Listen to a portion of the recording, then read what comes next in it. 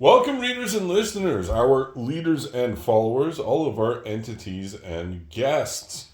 This reading is intended to help guide us as we embark on the evening's adventures and journeys. And we find ourselves in suspension, a moment where movement ceases, yet transformation continues beneath the surface. The Hanged Man asks us to surrender, not in defeat, but in trust. Trust that what must unfold will do so on its own time, and trust that the universe has not abandoned us in the stillness. This pause is not empty. It is rich with unseen shifts, the quiet rewiring of our perspective before we take our next step.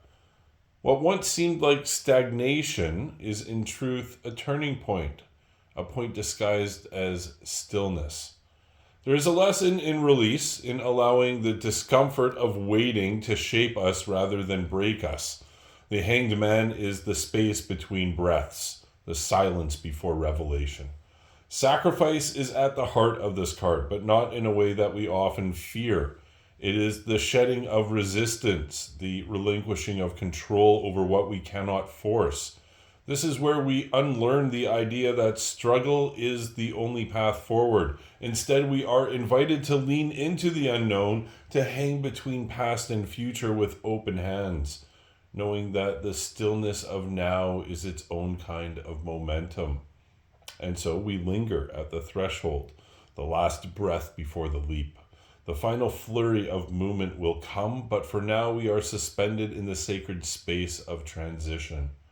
This is where we learn to see things from a different angle, where our understanding is reshaped, where we recognize that surrender is not the same as losing.